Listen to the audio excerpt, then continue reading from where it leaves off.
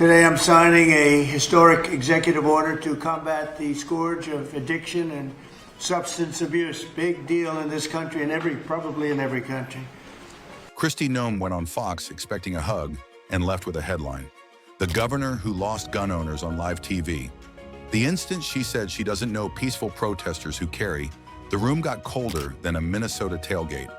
In this breakdown, we'll dissect that clip, the scramble to pivot to process talk, and the awkward split screen with her past violent monsters rhetoric. No hype, just the receipts and why her Second Amendment brand is now on life support. Everyone heard the line. Almost no one clocked the air, getting sucked out of the studio right after. She drops, "I don't know of any peaceful protester that shows up with a gun and ammunition rather than a sign," and the set goes quiet. Not outrage, not applause. Just that awkward Fox and Friends pause that says, "Uh-oh." Roll back the tape. 7:42 a.m. Eastern. Lower third reads, "Governor Noem responds to controversy." The hosts tee it up as friendly fire from Second Amendment defenders. She leans into her image. Proud carrier, NRA member, the whole brand. Then the host quotes her pray line back at her, stumbles a bit, and still lands the point. She nods, starts to answer, and that's when the freeze happens. You can almost hear a producer cough. Here's the rub. In a bunch of states, open carry is perfectly legal at a demonstration if you're otherwise allowed to carry. Texas lets open carry under state law. Arizona too. You can be lawful, present, and armed without being a threat. That's not fringe, that's the statute book. So when she treats a visible firearm as proof you're not peaceful, she isn't arguing policy. She's rewriting the dictionary in real time. Cut to a quick montage. Daylight rallies where folks have slung rifles and holstered pistols. No smashed windows, no fires, no Trumpy chaos. On-the-ground interviews where attendees say they carry to deter trouble, not start it. You don't have to love the choice to see the intent. They came for a speech, not a shootout. Are there jerks? Always. But the baseline is lawful presence, with gear. Now the research here is messy. Like any social science that tries to judge vibes with spreadsheets.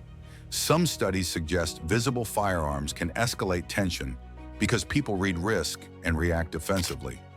Others find that visibility can deter bad actors who don't want to meet force. Wording matters. Presence of firearms isn't the same as brandishing or threatening. That gap is the whole fight. If your survey treats any visible gun as aggression, you'll get one result. If you separate lawful carry from intimidation, the picture changes fast. Put her old and new lines side by side. On the stump, she defends the Second Amendment with no commas, no asterisks. The vibe is, rights travel with you. In the Fox seat, she trims the herd. Suddenly Peaceful has a dress code, signs only.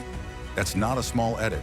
That's drawing a circle and telling part of your base they're out because they brought legal hardware. And it's not just about her brand. Gun rights groups, including the NRA, have long argued that lawful carry at public events is part of normal civic life. Their policy pages defend lawful carry, period. They lobby for it, fund it, and brag about it.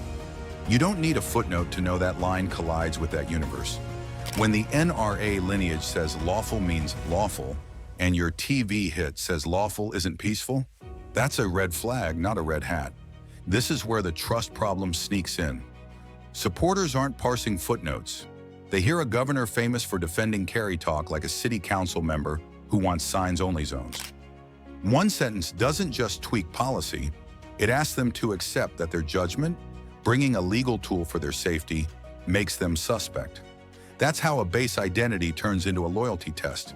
So the mini payoff lands here. Her phrasing didn't just spook liberals, it dinged the people who thought she spoke their language. She equated lawful carry at protests with non-peaceful intent. In that beat of silence, you can hear the math changing. If she doubts them, why should they trust her? Now watch the pivot. Right after the chill, she shifts to process talk and crime buzzwords, like a DJ slamming the next track. And behind the curtain, the team starts shuffling the deck, hoping nobody noticed the record skip. If the line was the spark, the pivot was the smoke.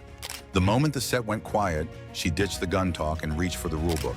Why throw away a stance that built her brand just to hide behind procedure on friendly TV? That's not confidence. That's a fire drill. Watch the sequence. She's hit with the backlash to her protesting guns comment. Instead of standing on Second Amendment turf, she slides into safe phrases. Let the investigation play out. Follow law enforcement protocols.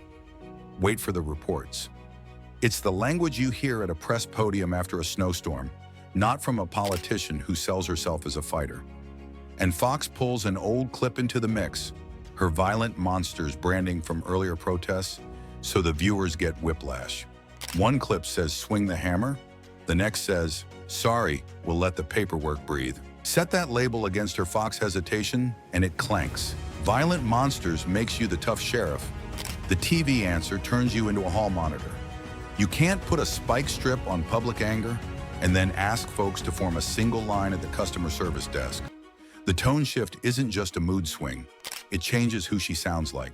Her base expects heat. They got a voicemail. Now add the timeline. Staff roles shuffle. The border portfolio gets tossed back and forth like a hot potato. Rumors fly that Tom Homan is cleaning out a desk again. Each switch brings a new slogan, a new angle, and none of it locks in. The message stutters. On Monday, she's the hammer. By Thursday, it's "we'll review." You don't need a conspiracy board. You need an off-ramp for mixed signals. Political researchers have a tidy name for this: the trust gap. When a leader sends conflicting frames, the core audience feels it first because they listen the closest. They can recite your lines so they catch the edits. Say someone is an assassin at noon, then at 1 p.m. say, "It's a good question. You know, we're going to continue to go through with this investigation and deliver information as we go forward." And you've told your fans you were guessing earlier. Once they think you're guessing, they start shopping. Look at the case studies. Leaders who double down on core issues often ride the base surge, even if the press hates it. Others hedge and bleed out. We've seen governors who took heat, repeated their stance, and raised money off it. We've also seen senators split the baby and lose the room. One path builds a reputation for grit. The other sounds like a lawyer trying to avoid a Yelp review. And friendly interviews can make the wobble louder. Media researchers note that soft settings trick guests into relaxing, so small pushback lands harder. That's what happened. It wasn't a courtroom, it was Fox and Friends. A small contradiction got magnified because she didn't expect even a nudge. When you preload bravado and deliver paperwork, the gap looks like the Grand Canyon. Bring in the Alex Prey labeling and the pattern shows.